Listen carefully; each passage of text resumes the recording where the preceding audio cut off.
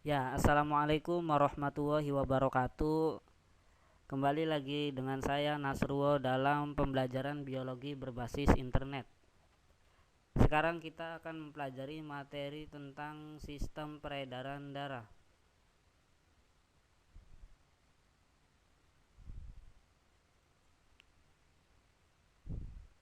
Pada materi sistem peredaran darah, kita akan mempelajari beberapa materi, yaitu yang pertama ada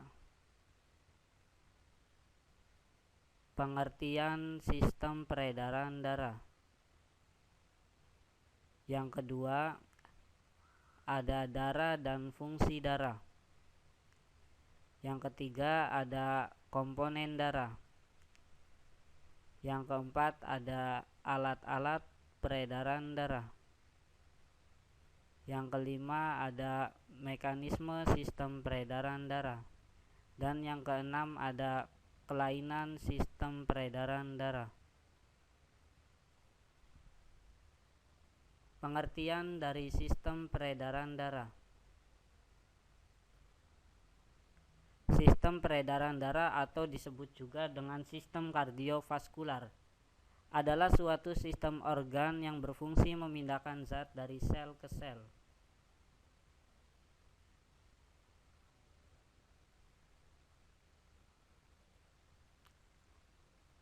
Darah. Darah merupakan cairan jaringan tubuh. Darah manusia berwarna merah, antara merah terang apabila kaya akan kandungan oksigen, kemudian sampai merah tua apabila kekurangan oksigen.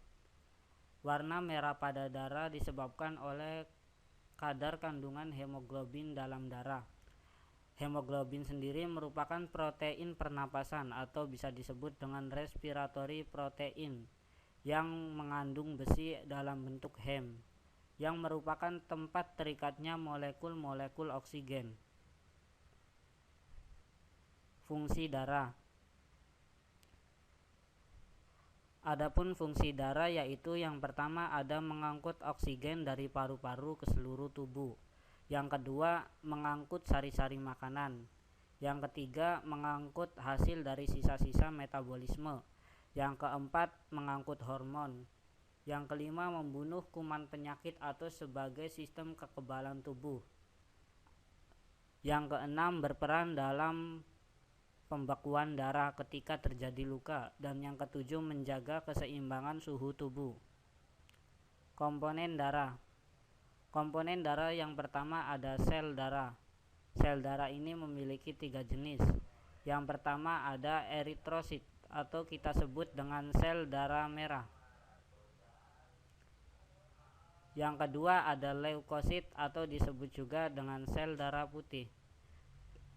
Dan yang ketiga ada trombosit atau disebut dengan keping darah. Komponen darah yang kedua ada plasma darah. Fungsi dari sel darah eritrosit atau sel darah merah yaitu membawa oksigen dari paru-paru ke seluruh tubuh. Fungsi dari leukosit atau sel darah putih yaitu untuk membunuh kuman penyakit. Fungsi dari trombosit atau keping darah yaitu untuk pembekuan darah ketika terjadi luka. Adapun fungsi dari plasma darah sendiri yaitu untuk mengangkut sari-sari makanan, mengangkut hormon, dan mengangkut sisa-sisa hasil metabolisme. Alat-alat peredaran darah. Yang pertama ada jantung. Jantung memiliki 4 ruang, yaitu serambi kiri atau atrium kiri, serambi kanan atau atrium kanan, bilik kiri atau disebut juga dengan ventrikel kiri, dan bilik kanan atau disebut dengan ventrikel kanan. Jantung terletak di rongga dada kiri di atas diafragma. Besarnya kira-kira sama dengan kepalan tangan. Beratnya sekitar 300 gram. Otot jantung bekerja tanpa dipengaruhi kesadaran. Alat peredaran darah yang kedua ada pembuluh darah. Pembuluh darah berfungsi untuk mengalirkan darah. Pembuluh darah terdiri dari dua macam. Yang pertama ada pembuluh nadi atau disebut dengan arteri. Berfungsi mengalirkan darah dari jantung ke seluruh tubuh.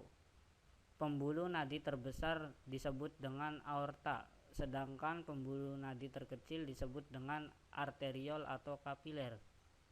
Yang kedua ada pembuluh balik atau disebut dengan vena. Vena ini berfungsi mengalirkan darah kotor dari seluruh tubuh ke serambi kanan, kemudian mengalirkan darah dari paru-paru melalui pembuluh balik paru-paru. Mekanisme sistem peredaran darah. Yang pertama ada peredaran darah kecil. Peredaran darah kecil dimulai dari bilik kanan, kemudian ke paru-paru, kemudian ke serambi kiri. Yang kedua peredaran darah besar. Peredaran darah besar dimulai dari bilik kiri, kemudian ke seluruh tubuh dan ke serambi kanan.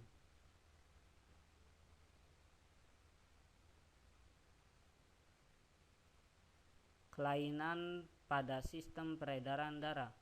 Yang pertama ada anemia. Anemia merupakan keadaan tubuh yang kekurangan hemoglobin atau sel darah merah. Yang kedua ada talasemia, adalah suatu penyakit kelainan darah yang diakibatkan oleh faktor genetik dan menyebabkan protein yang ada di dalam sel darah merah atau disebut dengan hemoglobin tidak berfungsi secara normal. Yang ketiga ada varises. Varises ini yaitu pelebaran yang terjadi pada pembuluh vena, terutama di bagian kaki. Yang keempat ada tekanan darah rendah atau disebut dengan hipotensi, yaitu keadaan tekanan darah yang di bawah normal. Dan yang kelima ada tekanan darah tinggi atau disebut dengan hipertensi, yaitu keadaan tekanan darah yang melebihi tekanan normal. Demikian penjelasan tentang sistem peredaran darah. Wassalamualaikum warahmatullahi wabarakatuh.